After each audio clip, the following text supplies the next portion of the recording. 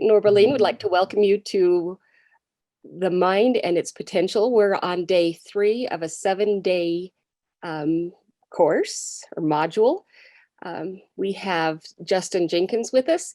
He grew up in Virginia and has been studying and practicing Buddhism since 2001. He has degrees from Norbu University and my Tripa College, and is currently works for FPMT International as their donor services coordinator. Thank you, Justin, for coming and spending time with us today.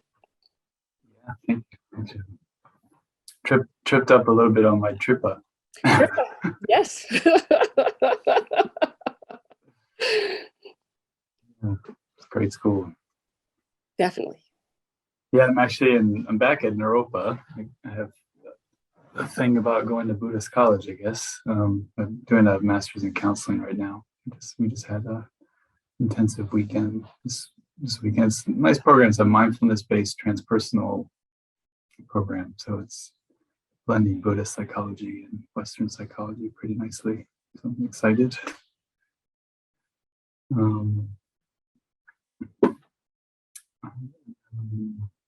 Okay, there we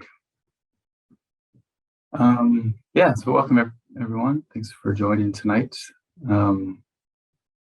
Like Joe said, this is round 3 of this course together, and just exploring kind of the Buddhist models of mind and different aspects, kind of the main aspects or topics. And so first week we talked about the kind of nature of mind. And last week we talked about kind of some of the. So in the traditional presentation of mind, there's a subject called mind and its functions. And last week we started on the basic Buddhist categories of mind and some of the initial functions. So we talked about some of the functions of mind that they call ever present. So they're present in each kind of dynamics of mind that are present in each moment of our experience. And so this was talking about our sense faculties, so our sensory experiences. So our consciousness of sight, sound, taste, touch, smell. Our thinking function, our capacity to have non-conceptual experience, non-conceptual mentality or mental function, non-conceptual insight or understanding. And and some of I just realized we hadn't started. I just kind of jumped in. It was going to be a quick intro, but then it just started going right into it. Maybe I'll just keep chatting for a little bit, and then we'll do some prayers, and then I'll introduce some meditation. So I'll just keep going. So we have this immediate sensory experience, and they call those kind of main minds. They're kind of like the backdrops of our awareness. So they're pre-conceptual kind of sensory data that we take in that's just neutral. And then our own mind kind of gets involved, and those are what they call the mental factors and mental functions. And just briefly, so it's looking at kind of like they categorize in a way, and the reason why the categorization has been used as kind of a psychological tool, an educational tool, to give us some kind of clarity into what's going on in our experience. So we can discern the ingredients of our experience more clearly, and then actually develop a healthier, kind of clearer relationship with what's going on. So it goes from a vague kind of, I'm thinking, I'm feeling something, I'm seeing something, and getting into kind of precise mechanics that once that we can start, once we start to get a feel for them and understanding of them, we can start to use them in our practice and in our own psychological development, our own spiritual development, and on the meditation path.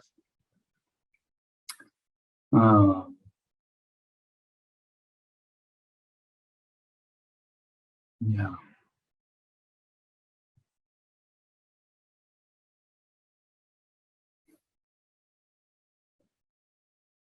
Yeah, and then so tonight we will, I'll touch more on this, but a little bit, in a little bit, I'll come back to it. But tonight we're going to look at emotional states, focus on emotional states. And this week and next week, we'll kind of focus on emotional states. And this week we'll look at the kind of difficult ones, kind of unwholesome or destructive. Yeah.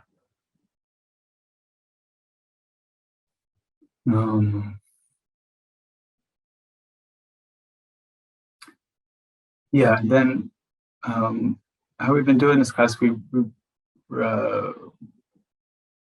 it's okay, we can do a meditation practice together. And I thought, since it is later in the evening, and we can do it in the early part of the class instead of at the end of the class, so that we're not just ready to go to sleep. And this week I thought we could, since we're going to start talking about working with emotions tonight, I wanted to share a simple meditation contemplation practice that was taught from one of my main teachers, actually the founder of the Maitripa College up in Portland, Yangtze Rinpoche. He had this kind of beautiful talk on one of the verses from the Bodhisattva's Way of Life. If anybody heard of that book? Across,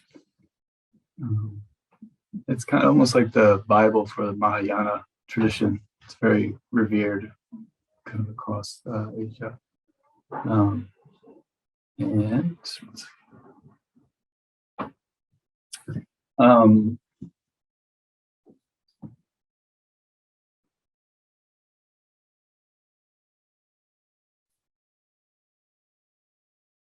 To say,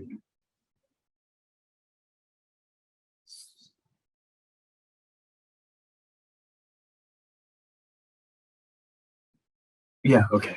Sorry, I got our dog is sick, and it's been a bit chaotic last few days. She's better, much better now, but it's been like a little messy, to say the least. I just got distracted there. So yeah. So the meditation practice, the idea around the meditation practice is to kind of work with some of the pressure around criticism. And so the verse from Shantideva is basically, there's always going to be somebody in the world that is critical of me or criticizes me. So maybe I don't need to get so high on myself. And there'll always be somebody in the world that praises me and thinks of me kindly, thinks positive of me. So I don't have to get too low. And the idea is it's a way to kind of help us find that kind of middle balance and kind of break from any sort of expectation, kind of stressful expectations of ourselves. So, if I have kind of a people-pleasing kind of affect or kind of trip or a thing that I do, or whatever, kind of a habit, or a fear of criticism or perfectionism, kind of a habit of perfectionism, or kind of an idealism about myself. it creates kind of a pressurized, it's kind of a pressure cooker for us. It kind of creates a bit of a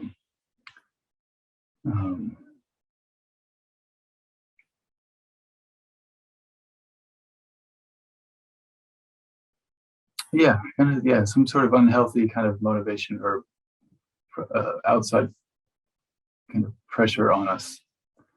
And Yang Rinpoche like to call this the goal of the practice is to kind of touch into a sense of self-equanimity or equanimity towards self. So not too high, not too low, not feeling I have to strive to be a perfect person, and not getting too low that I'm hopeless, hopeless mess. Knowing there's always going to be positive aspects of ourselves. There's always going to be people who love us. Think positively of us, and there's always going to be people who don't. Another way, maybe looking at it, just trying to give space for ourselves, to a complete picture of ourselves. Holding full kind of scope of challenges in our. We have our shortcomings. We also have our qualities. And so this might ring true to us. Maybe something's kind of that ring true, makes sense. The practice element of it, or the cultivation quality of it, if we can spend time kind of stewing on this, contemplating it, allowing that bell, that little bell that rings true to us, allow it to really resonate in our system for quite for a conscious amount of time.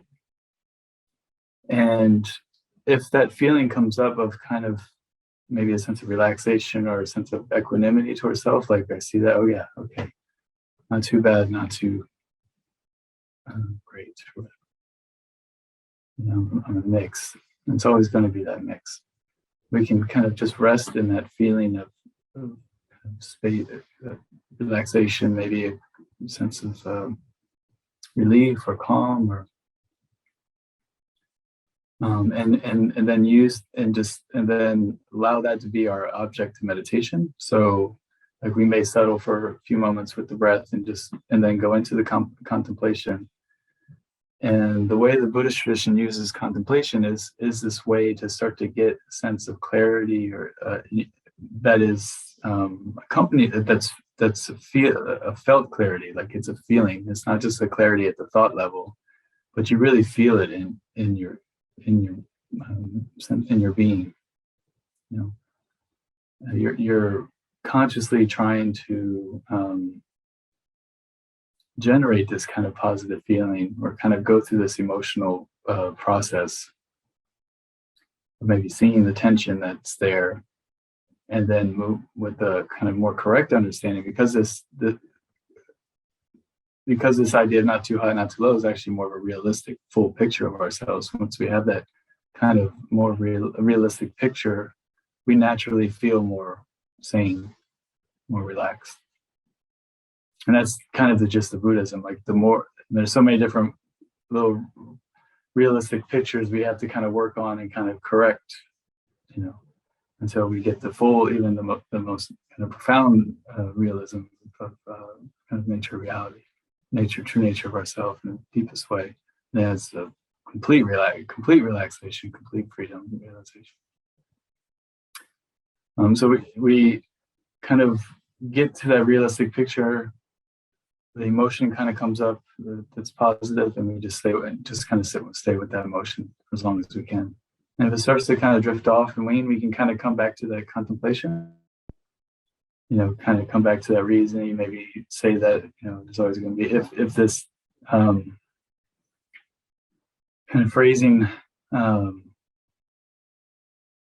makes sense to you, come back to that. There's always going to be others.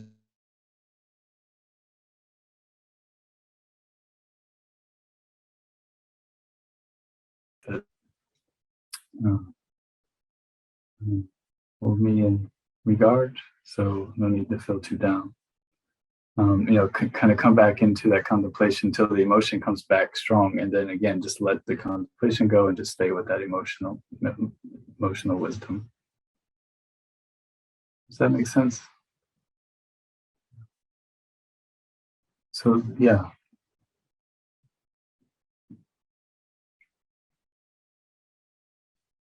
And this kind of contemplation practice is one of the kind of core tools that we use in this tradition. So we have the kind of settling, stabilizing practice of just getting our mind settled and stable and present. And then we have this other branch of practices where we use contemplation to kind of start to, develop this kind of emotional wisdom.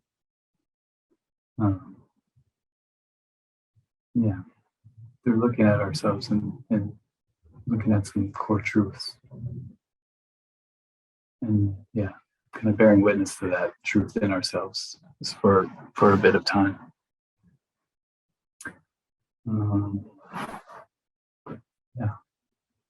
So if that sounds good, maybe it's a brief, we can spend maybe 10 minutes trying this out. That sounds good.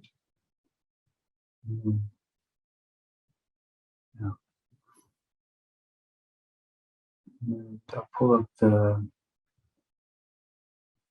prayers.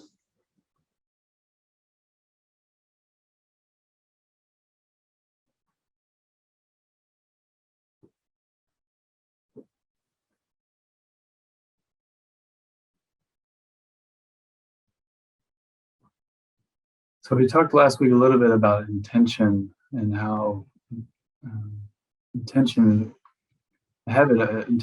present in every moment of our experience. There's a kind of a volitional movement of mind that's kind of there's a direction that our mind takes in every moment. And so the Buddhist tradition kind of expresses that since it's with us in every moment, our mind is getting directed. There is a motivational force kind of underlying what our mind's doing. It's quite powerful to start to consciously set your motivation, connect with a sense of motivation or intention, because that actually drives the kind of quality of the experience. So I might hand somebody something with kind of a negative or misleading motivation. Maybe I give them something, but my motivations, I have an ulterior motive to it. And so the physical act is my hand, I'm giving an object to somebody, but it actually, the motivation itself is negative. So it's negative. If I give the same thing to somebody with the sense of generosity and love and wanting to give it, I'm offering something to them to benefit them or make them smile. The same exact act, the energy, the intentional force, the creative force behind it is completely different. So, so we could even attend a class like this,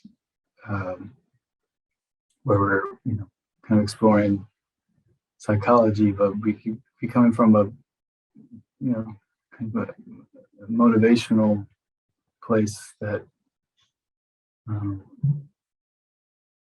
isn't necessarily clear or powerful or positive. So that's why we Buddhists like to take refuge. The idea of taking refuge and generating bodhicitta is a way of connecting with kind of a compassionate, awakening intention. So seeing the value in the teachings, the value in the Buddha as an example, the value of having a loving spiritual community, and taking refuge, kind of aligning ourselves with the Buddha, Dharma, and Sangha, directing ourselves from that place. And then making an aspiration that we can open our potential to benefit others. And so it's that kind of aspiration or that kind of direction or intent that we're taking as the purpose for exploring Buddhist psychology tonight. Is the model. So if you like, we can say the refuge and Bodhicitta prayer together.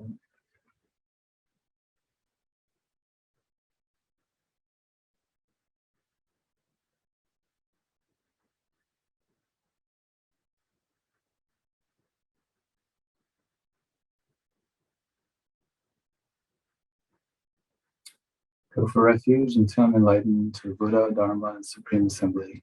By the merits I create through listening to the Dharma, may I become a Buddha and may the benefit all sentient beings. I go for refuge until I'm enlightened to the Buddha, Dharma, and Supreme Assembly. By the merits I create through listening to the Dharma, may I become a Buddha and may the benefit all sentient beings. I go for refuge until I'm enlightened to the Buddha, the Dharma, and the Supreme Assembly. By the merits I create through listening to the Dharma, may I become a Buddha in order to benefit all sentient beings.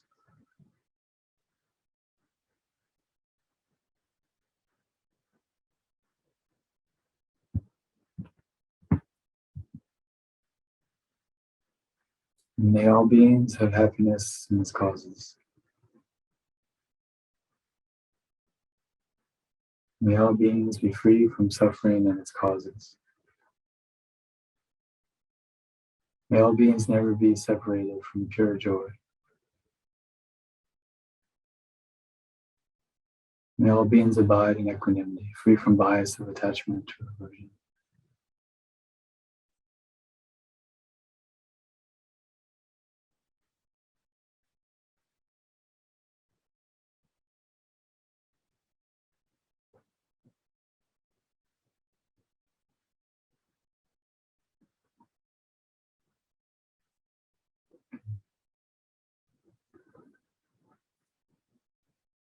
So you can go ahead and start the meditation.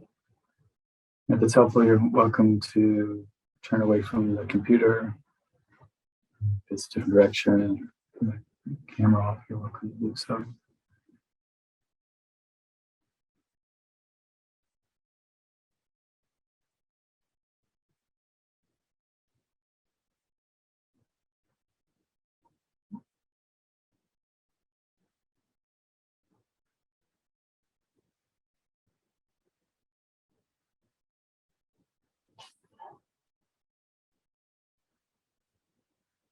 And start just kind of settling into your seat.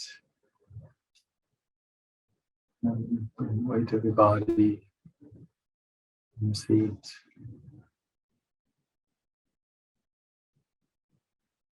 Sensations moving through your body.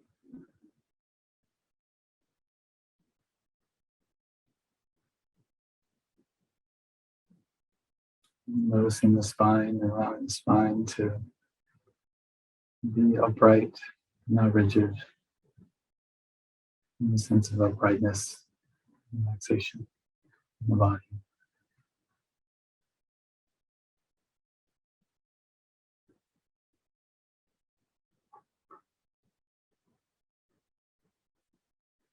Might be helpful to think of the spine, allowing the spine to be like a stack of quarters.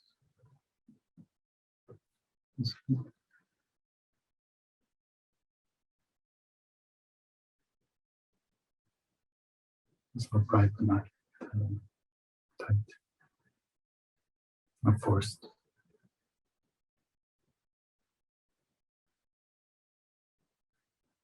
And if you like, you can turn to the feeling of the breath moving.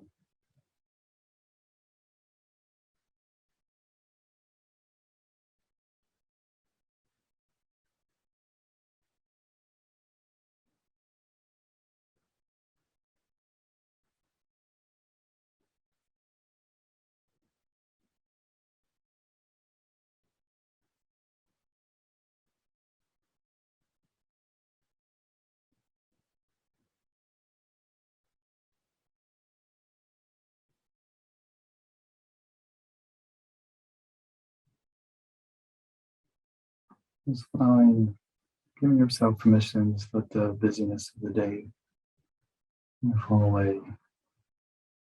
Yourself some space and just to be able to watch the breath settle into the feeling of breath.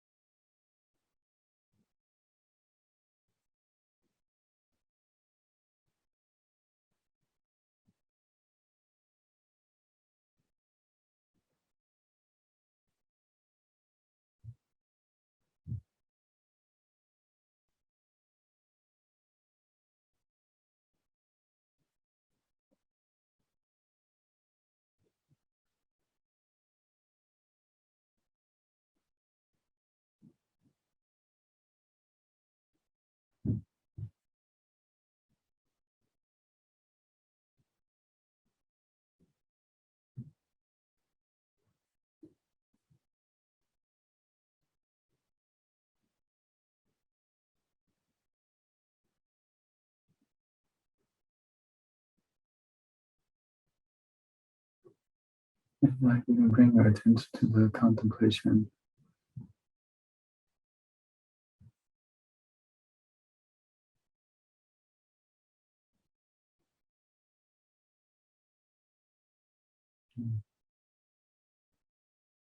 The advice from Shantideva, in that there will always be those that criticize. We need to strive to be perfect. And there will always be those who see us favorably.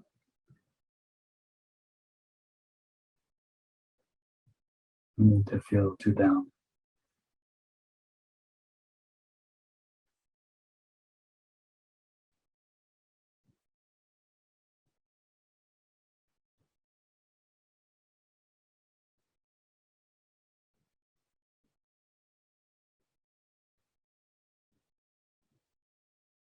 And allow the contemplation to kind of flow in your own language.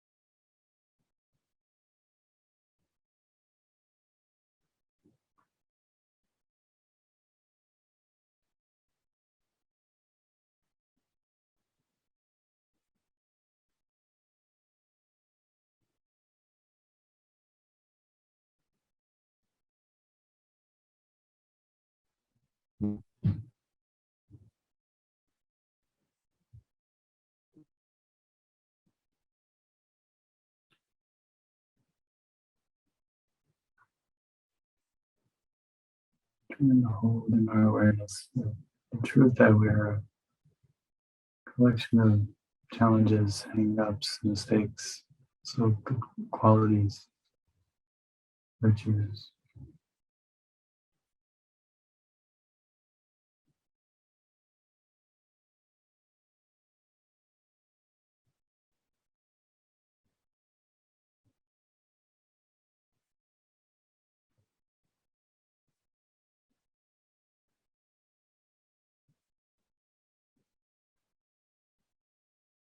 Like everyone, we're all in the same boat.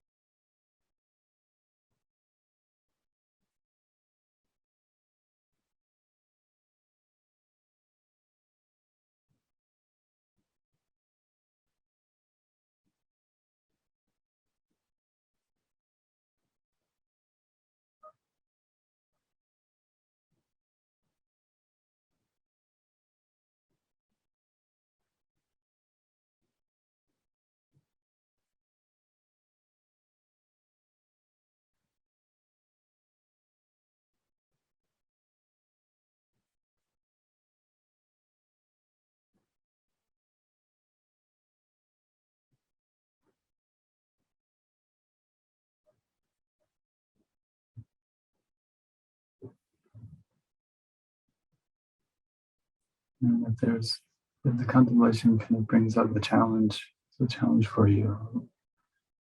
You can hold that as well. Just be present and kind to that feeling. It's bringing up a sense of some sense of equanimity or opening for you. Also, just allow yourself to kind of sink into that, be with that feeling.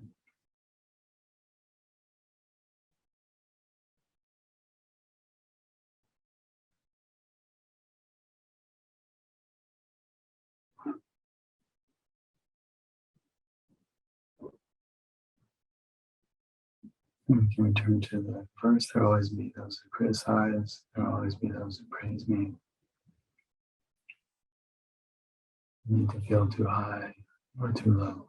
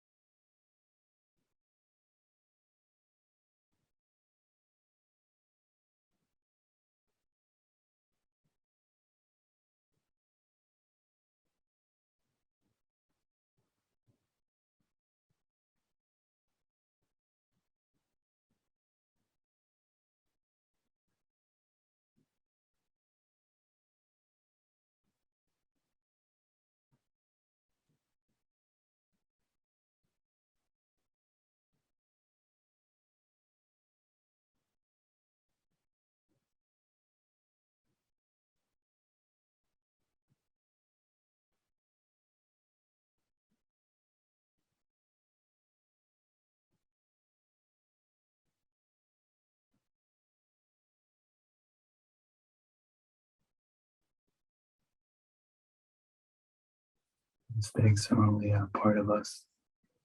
The qualities are only a part of us.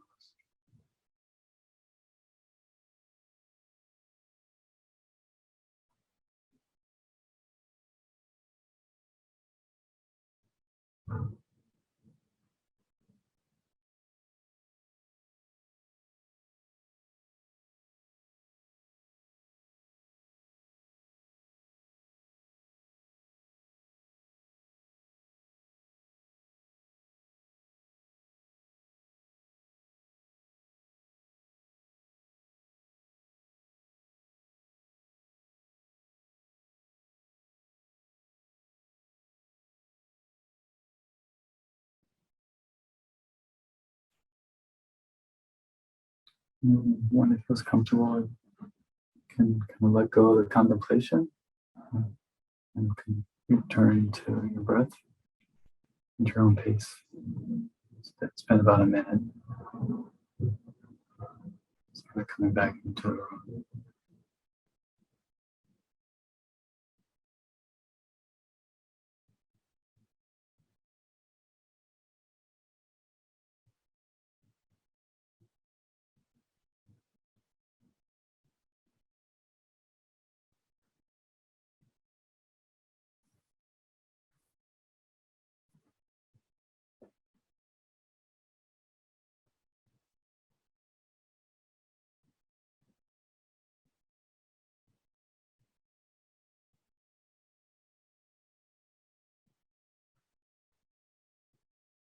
Okay, great. Thank you.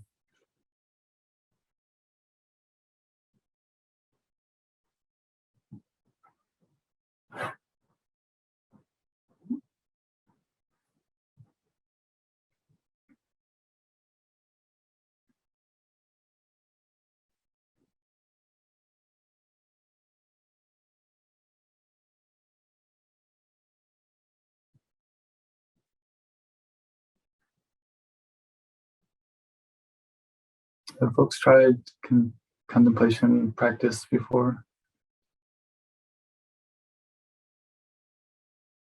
Yeah. Anybody like sharing how that went? Yeah. Or anything that interesting, or any questions, any challenges?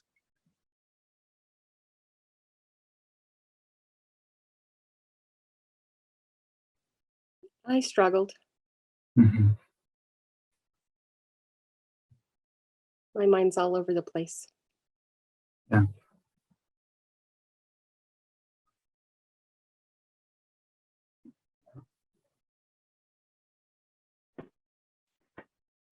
I totally agree. I struggled. It helped, at least my kind of visual learner mind, I kept seeing this like teeter-totter Mm-hmm. related to contemplation, to the highs and the lows. And like that helps me keep that as subject of, the contemplation, Mm-hmm. more so than just sort of ruminating on the words. Yeah, that kind of visual helps me. Right on. Yeah. Yeah, so language doesn't necessarily need to be, it's just whatever. Language could be symbols. Yeah, it could be visual process of whatever is kind of creating that kind of intended communication.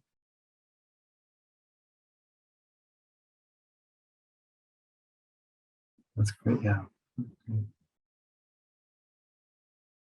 Yeah, Cohen, do you have a question? I didn't have a question, but the meditation, I'd say it did come at very perfect timing for me. I really needed that in general. I kind of meditate, but yeah, I really enjoyed that. Yeah, I've never contemplated that one before, so that was it's a really nice tool. Yeah, thank you.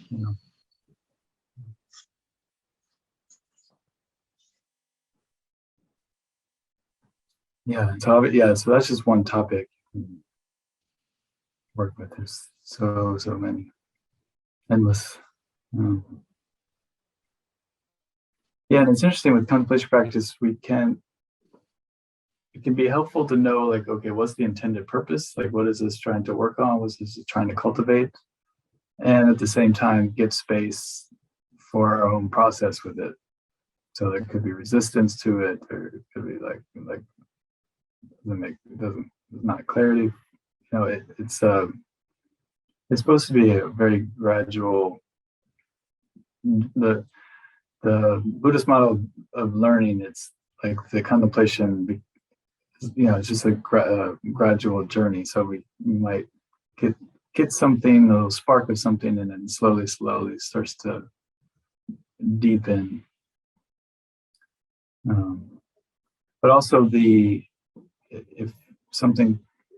if like we're contemplating impermanence, for example, like moment-to-moment impermanence or death impermanence, and it brings up anxiety or fear or frustration.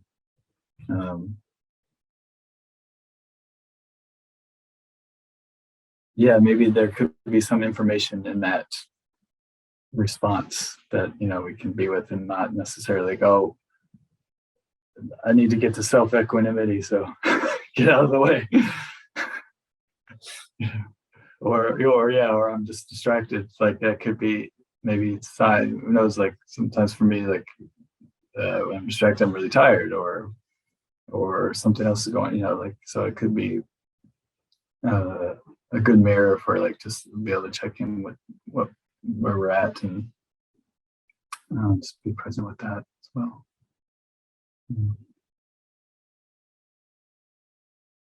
Yeah. So we'll try to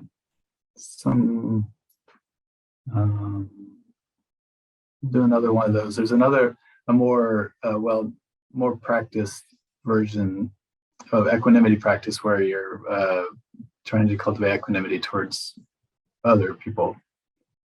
So we work with categories of friends, strangers, and enemies, or difficult folks for us. And starting to break through those kind of seeing the illusory or kind of projected nature of those three categories, and finding the reality of the sameness, the essential human quality, or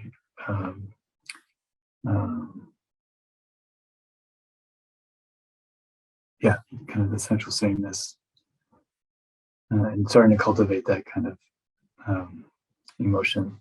And they say emotional equanimity towards self and others is kind of the basis for developing to actually experiencing bodhicitta. So when we have this bodhicitta aspiration of unconditional love and unconditional compassion that is joined with this aspiration for waking up to be of service. To get to that unconditional place, we have to kind of work on the ground of working with bias and working with those that either make us kind of too attached, too cozy in a non-unconditional love kind of way, a little too cliquish, maybe like cliquish, and then or apathetic, like it's just a person, I got things to do, this is just a cashier, I got a place to go kind of thing. And then also the ones that make us contract with hostility or frustration or fear, different things. So we'll try that one the next week or the following week. But I wanted to kind of jump into hopefully you guys can see this.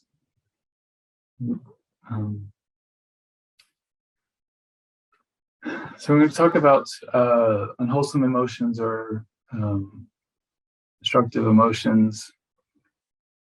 The Buddhist term is klesha, which kind of means like affliction. So it's emotions that are afflictive.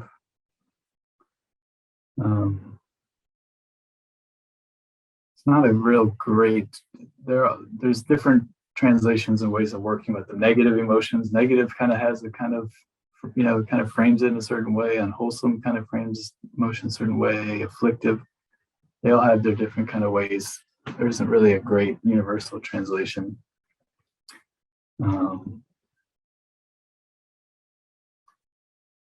So let's see. Let's kind of zoom in. So this real quick. So this kind of map is looking at just the kind of. I'm just going to use destructive emotions. I think may say unwholesome, but unwholesome emotions are destructive emotions.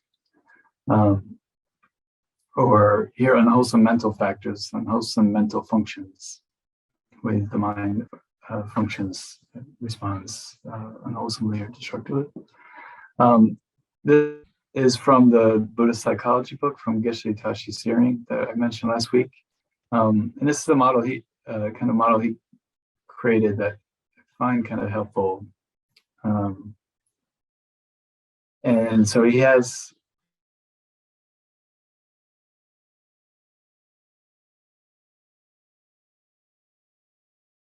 so the first zone is very, very subtle emotion. Second zone is still also very subtle, but can be worked with consciously, but much harder to see. And then the third zone is more the kind of gross level of emotions that we're more familiar with, that are a little bit easier to see with just some reflection. And so,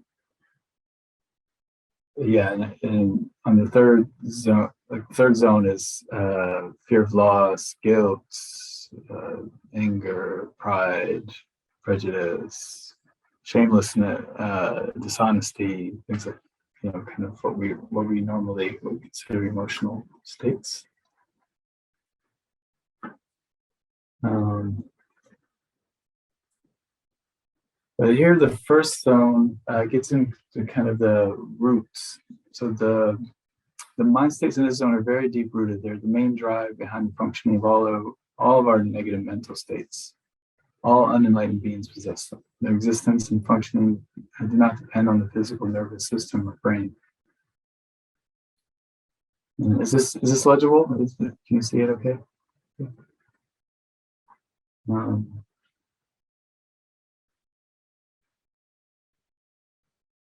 So this is kind of the development of our afflictive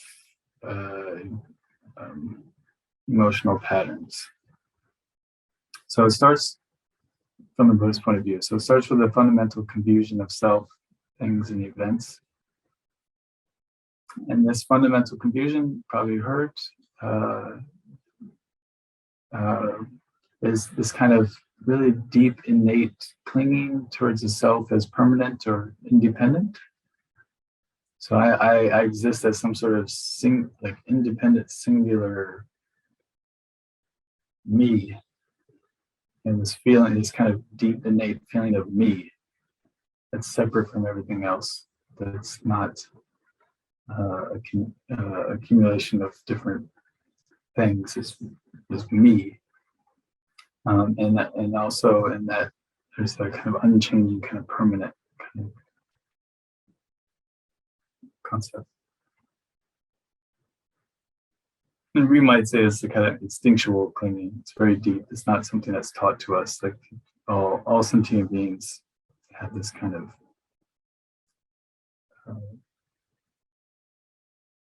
orientation. And then there's the subtle ignorance of causality. So seeing things as conditions that are causes. It's more of being ignorant of subtle law of karma. And they say there's the most subtle workings of karma, like only is like you would only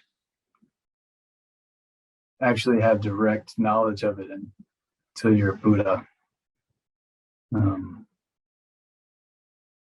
The very subtle law, like laws of the universe, only Buddhas can kind of see how karma works in that way. So it said, like, like somebody who's completely enlightened can see, the karmic cause of something, like this specific result was caused by this specific act, 100,000, 100 million years ago or something. There's a causal, it's kind of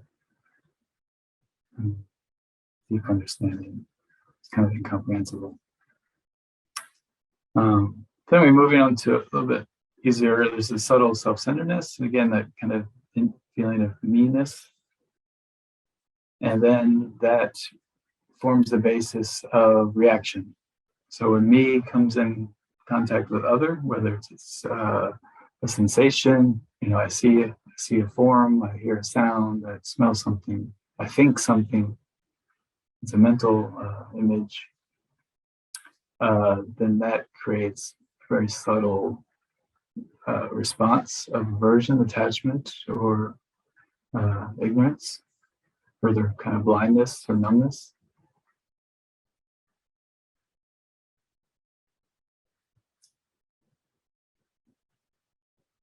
So these are kind of like instinctual drives. And attachment, ignorance, aversion, what's known in Buddhist tradition as the three poisons, the three root poisons. That this is kind of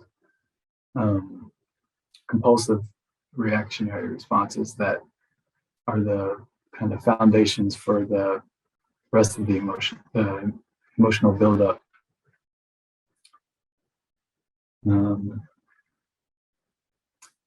So then moves into the second zone, and these mind states they're grosser in terms of their existence and functions, and some of these can occur only based on certain beliefs. And these mind states act as a bridge between the first and third.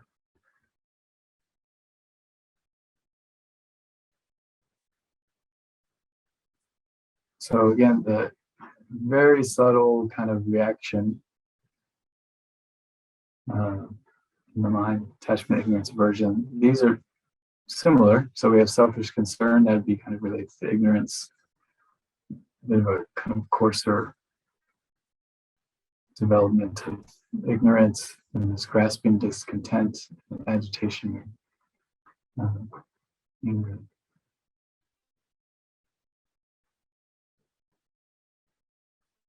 So these are kind of like kind of underlying discontent, or this kind of foundational kind of craving drives, or is kind of a kind of deep. And again, these are more kind of pre-conscious. They're not quite really our conscious levels of anger or agitation. They're more, again, the kind of underneath drives.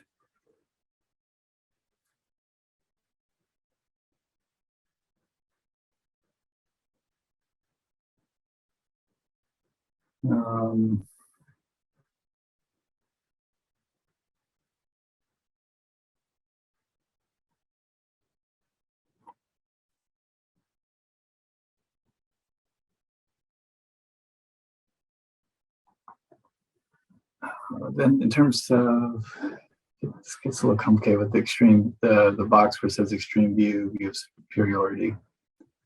But these are kind of some kind of worldview beliefs that we take on that kind of are distorted.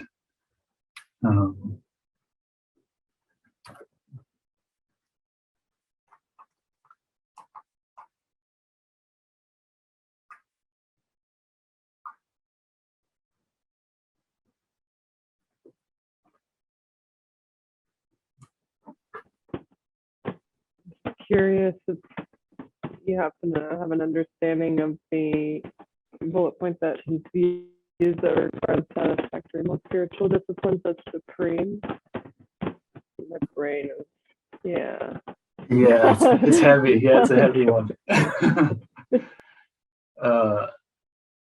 Yeah, it's so it's not. Let me just say, what's one? I mean, people kind of take all kinds of weird things as their own kind of religion, like not necessarily a religion in the way of an actual known religion, but you almost relate to it as a religion. Like my view of life, for example, like an unsatisfactory moral kind of discipline would be like the kind of cutthroat capitalist or whatever. Like I gotta step on everyone, crush everyone on the way to the top. That's kind of a certain worldview that's destructive that people are blind to, or Right on. yeah, or like some of the, what is it? I have to have, the Lord tells me I have to have 3 private jets, whatever.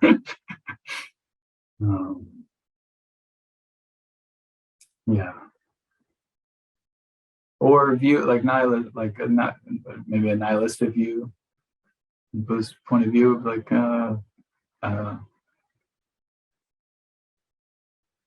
yeah, or yeah. So there's a whole kind of big conversation in terms of mistaken views, extreme views, but yeah. So, or people, even like the Buddha even took unsatisfied, like the Buddha was before, he was wanting to end craving by self-torture and deprivation. So he ate like a grain of rice once a month. So they were training themselves, thinking that they could they could free themselves by like some sort of very extreme self-denial. That was kind of a wrong view. And then you realize being too extreme.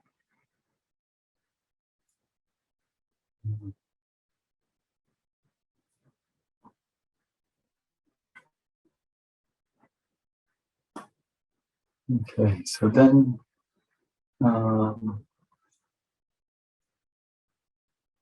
yeah, from these kind of underlying discontent, um, graspingness, agitation, um, ignorance of a gross relationship of cause and effect, just not seeing a correlation between what I'm doing, what I do and what it produces in my mind. And having a right correlation with it. So this could be, I need to steal from somebody to get what I want, get where I want to be in life. Something like that. And then Geshitashi can put a list, and some of these are on the kind of traditional list of 51 mental minds and mental factors, and he added a bunch of these starred ones are kind of additions. So there's those in the attachment family, so self-satisfaction, attachment, excitement, glory-seeking, power lust, obsession, fear of loss. And there's ones that are kind of grounded in more of ignorance, of dullness, forgetfulness, inattentiveness, laziness, hopelessness, so forth, low self-esteem, grief, depression, anger,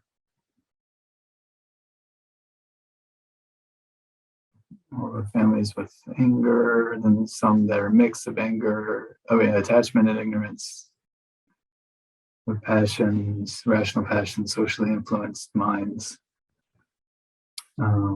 Maybe this is kind of like political extremism, prejudice, power, passion for power and greed. And then those that are kind of a mix of all three: distraction, unconscientiousness, lack of consideration for others, shamelessness, pretension, dishonesty, disrespect, concealment. And the list could make many. Can add a lot. This isn't an exhaustive list. Obviously, we can add a lot more.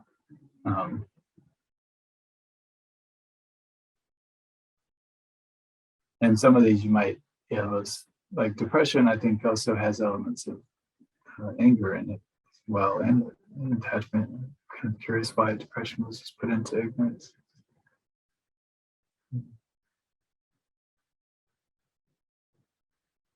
Attachment being like a kind of sense of contraction, maybe a frustration towards self, as well as like kind of dullness or kind of heaviness comes cognitively.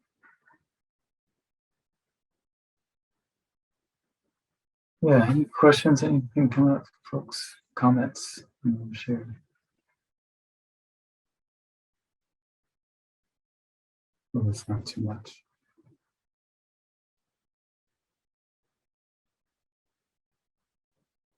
Shara? Yeah, hi. What I'm wondering is that this is an excellent breakdown of this dynamic. How is that actually applied to what we do, to meditation, to how we manage to shift these kinds of feelings? If you could talk about that a bit, would be helpful for me. Thank you. Yeah, thank you. Yeah, great question.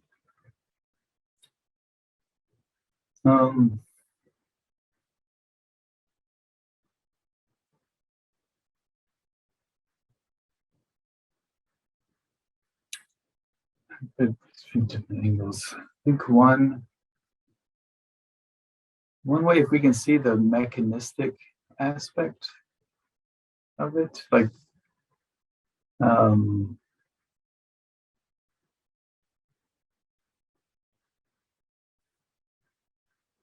actually, anybody want to respond to Jai's?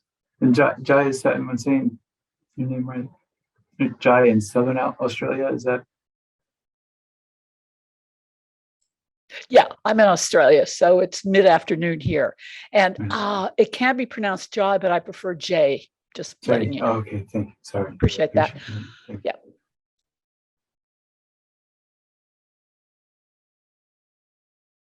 Yeah, anybody want to thoughts to Jay's question? Like, what do you guys, you know?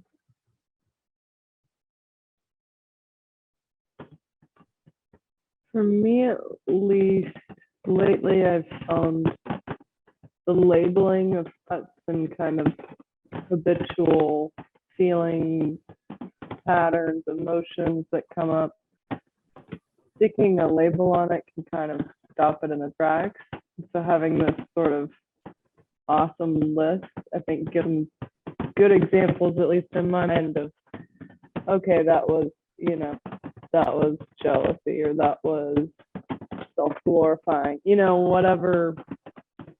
Or just broadly, what I've found useful lately is just saying wholesome, you know, or wholesome, trying to redirect or reframe kind of a negative habitual pattern of thinking. I'm trying to kind of rewire. That relates or helps at all, but that's what came to mind.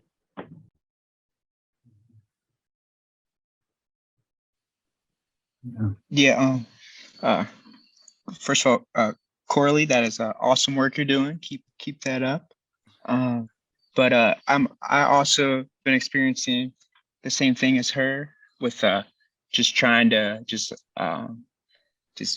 pull the root out of it instead of go down like anger. I mean, maybe the anger will like be the signpost, and then I'll start just asking myself like who is this I that's doing this, and just really starting to question myself and just pull the I kind of out of it right off the bat, and then that just brings this really illuminating kind of quality to it all, and you're just like, wow, yeah. But anyhow, yeah. So, thank you.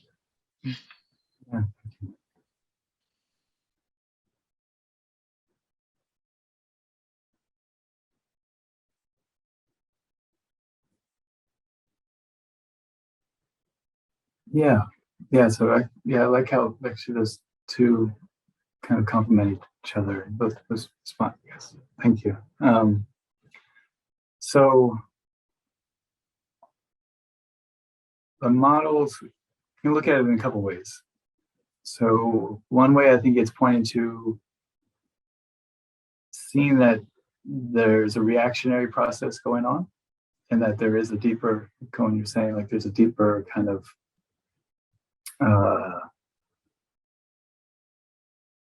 deeper mechanics are going on. So we can look at this kind of sense of me, or one way I like to think about it, there's like a contraction, a tightness. So there's a concept of me, and how that kind of manifests for me. It's like when I get activated or something comes up, I kind of like, there's like this kind of intensification. And so there's that kind of like Corey's saying, there's like, okay, I can label the emotion I'm noticing. And then I think the labeling and this kind of can create some separation, and then maybe we can actually start to go a little bit deeper and start to notice the underlying energy of it. So like I'm angry, that's anger. I'm noticing the thought pattern, the storyline, and then there's like I'm getting sweaty. There's a tightness in my chest. There's a surge of energy or whatever, and that's a more subtle kind of manifestation of it. So there's like the storyline of it, and there's like this kind of physiological response to it as well.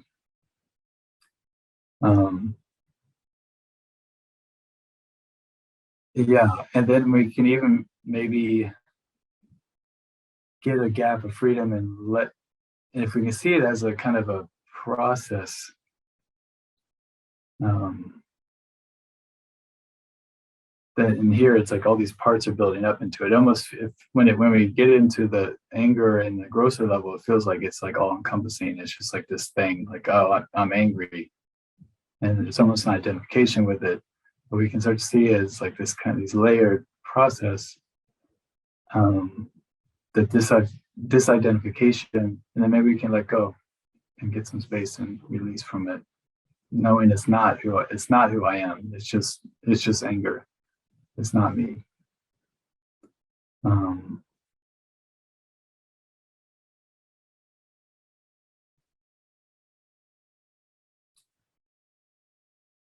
Yeah.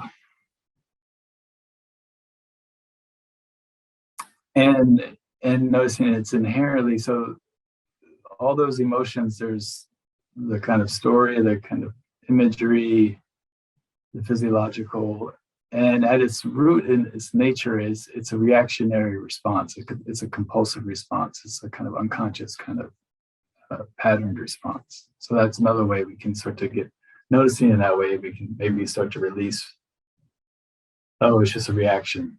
It's just, that's how my mind's functioning, like a sense of self, creates this kind of aversion, attachment, kind of attraction, push-pull kind of disturbance that I'm in. And the goal is to let go and get a bit of freedom from that push-pull kind of attachment, aversion, ignorance game. Just relax.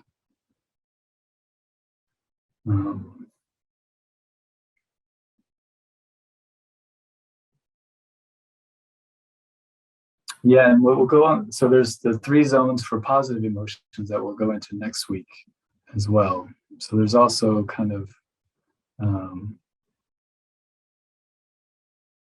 emotional process of love to get into deeper states of kind of like non-aggression, non-clinging, non-ignorance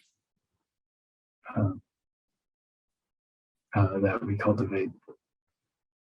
So it gives us a little bit of a model of working with our stuff in the moment, but it's also kind of giving a model of seeing like, oh no, this takes a long time. So when you talk about becoming awakened or nirvana or Buddhahood or something like that, it's a long process. And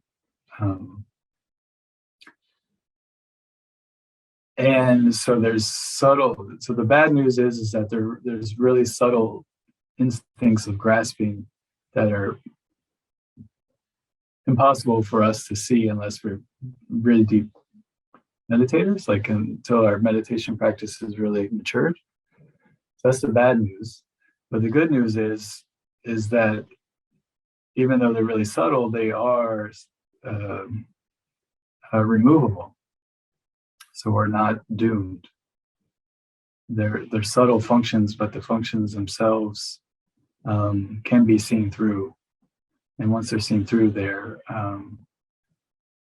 no longer operating. So we can pull the plug on them, actually, because the basis of them is not real. So the sense of me being a separate, independent thing that's findable, that there's some sort of me somewhere that's internally, inherently doomed to be separate from everything else, that's actually is an illusion. It's not real. It just doesn't exist. We can't find it. And what we find is that it's not there. And that finding of it's not there, at first it might be scary or really funny or terrifying, but eventually it actually becomes very blissful, very freeing, very joyful, and very stable. And once we return to it again and again, or develop our capacity for seeing that reality, that me that we feel, that we sense, is actually not anywhere to be found. Doesn't actually exist anywhere. Can't find it. So we find the unfindable.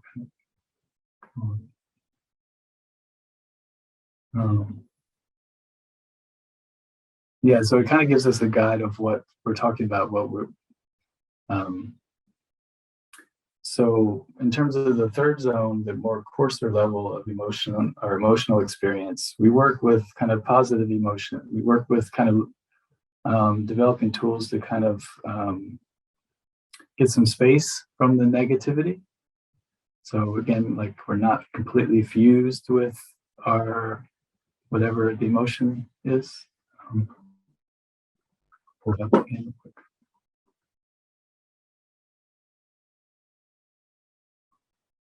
So we're not fused with this stuff. We're not fused with the narrative. We're not fused with the story, the imagery, the identification. We disidentify with them, which naturally gives us the ability to sort of have self-compassion.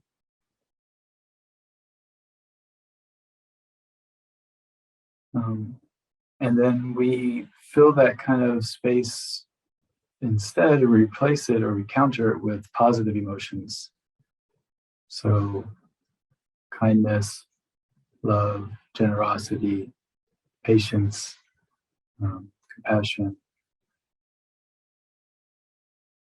So instead of kind of uncontrolled meditation on these ones that we're seeing on the screen, we're doing conscious meditation of more wholesome ones that will kind of bring and what that's doing is creating a kind of lifestyle and atmosphere and almost like a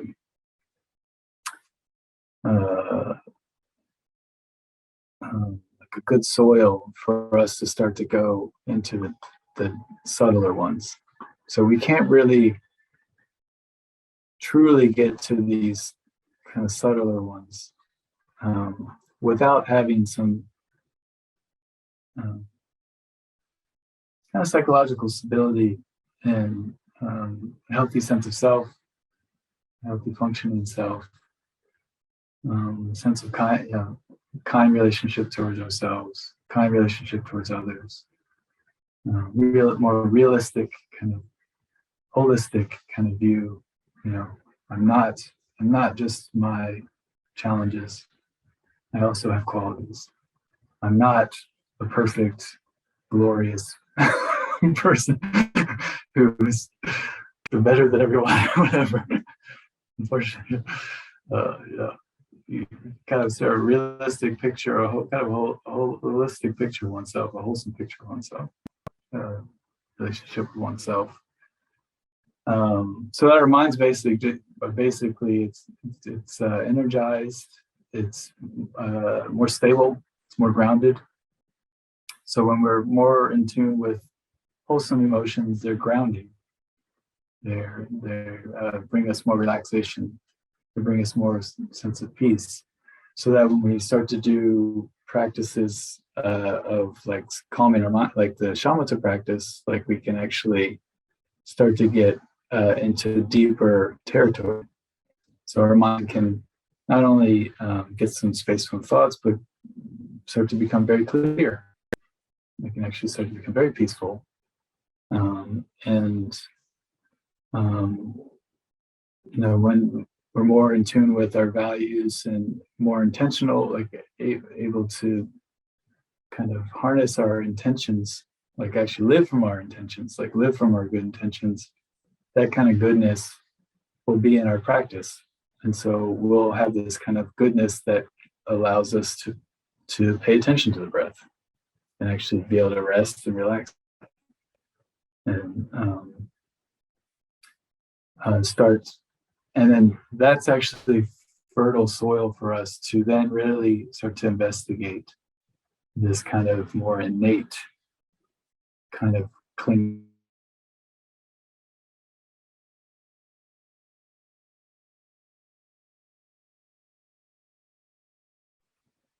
You could say kind of like emotional vitality of kindness and love, and made peace with ourselves to some extent, made peace in our relationships to some extent. Then we can really start to have a genuine kind of insight practice into these more very subtle levels of functioning. Because we need the mind to be powerful and still to be able to see through this illusion of me very deeply to where it really has an impact. And so, yeah.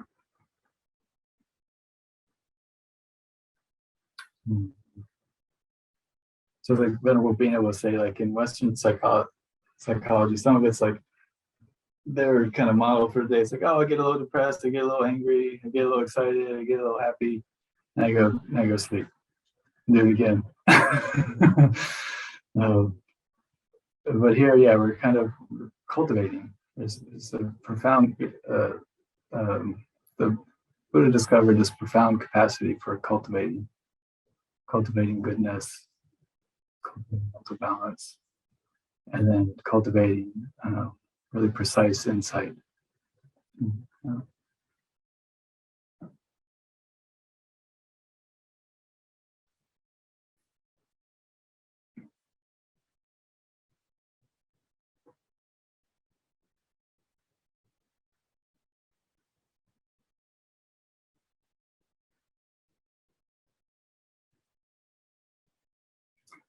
But that's not to say,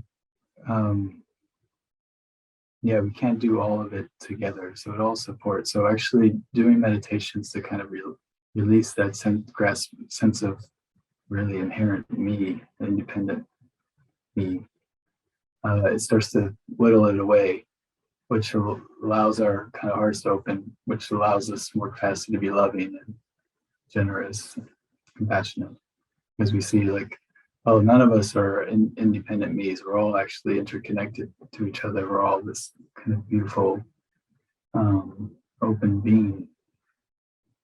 And we're all in it together. Yeah, and then vice versa. The more we just make effort to practice kindness and practice generosity, that also kind of releases the grip. So then when we start to do meditations on seeing through this kind of grasping at self, we'll have that kind of vitality behind us to maybe get a little glimpse, more understanding. They call it merit. In this tradition, we come across the term merit a lot. Word sonam in Tibetan. And it just means kind of like positive force.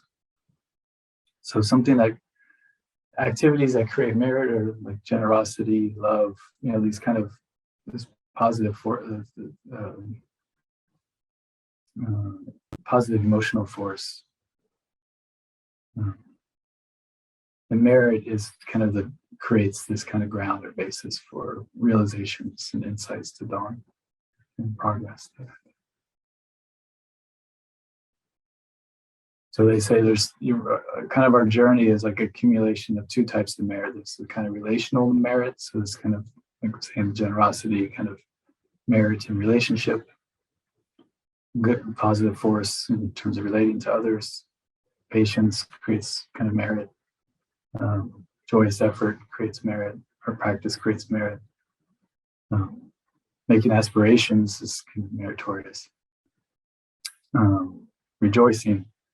Actually, a powerful way of creating this kind of positive force is just kind of taking moments to savor and rejoice in the good in the world. So taking 5 minutes of creating your own 5 minutes of good news. It's hard to find on YouTube.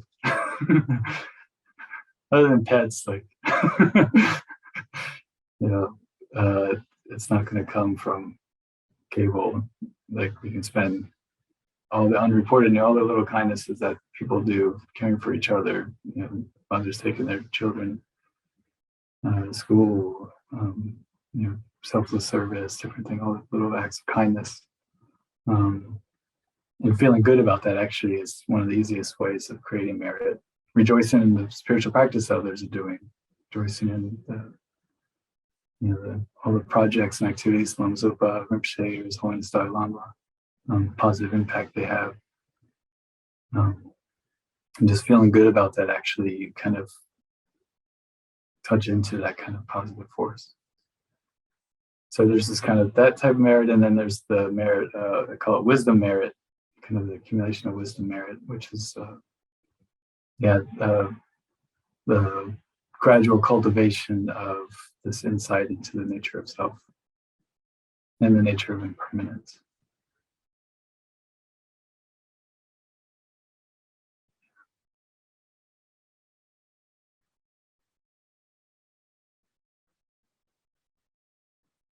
So I was babbling a long time. It's a long answer to Jay's question. Got 5 more minutes. Any other, what's coming up for folks? Any questions or things to touch on before we finish?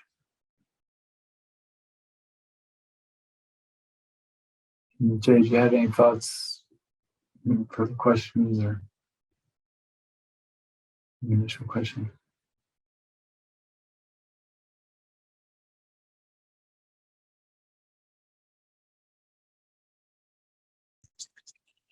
No, I'm good. Can you hear me all right? Yeah. Okay.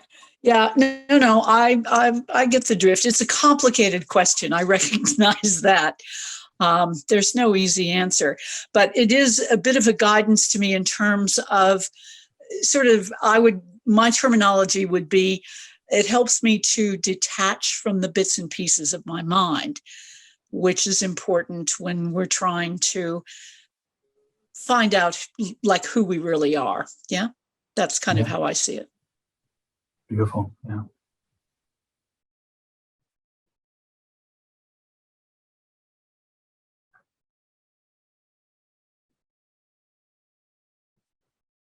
Yeah.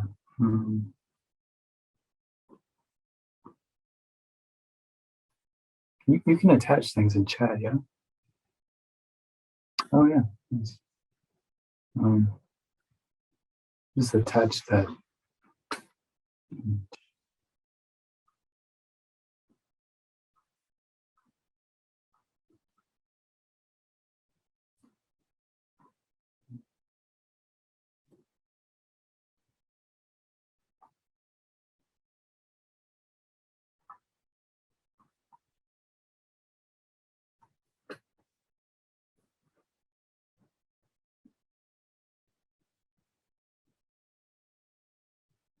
Yeah, so you can download that chart if interested.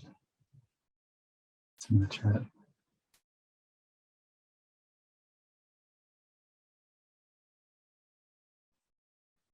Cool.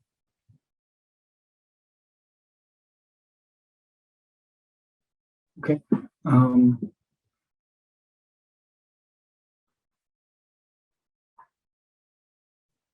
Go to prayers.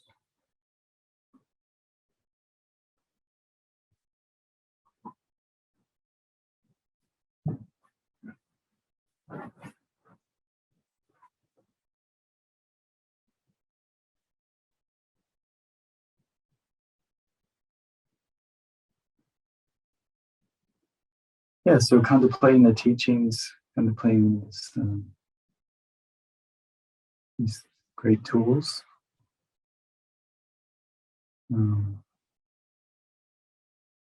Create some seeds and instincts in the mind, positive energy in the mind. And so it's the practice of opening it and kind of offering it to all beings, including ourselves. So dedicating any positive potential that may come from any insights or energy we created together during this class may ripen in the best way.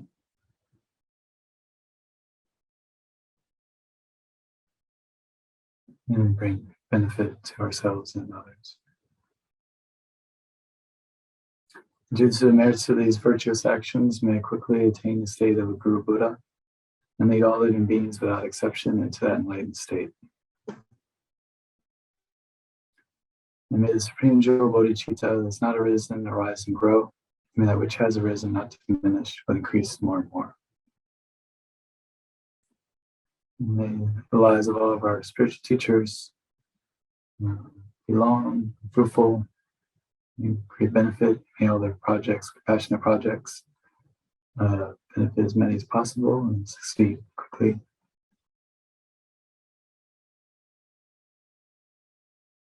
And any personal dedications you might want to make.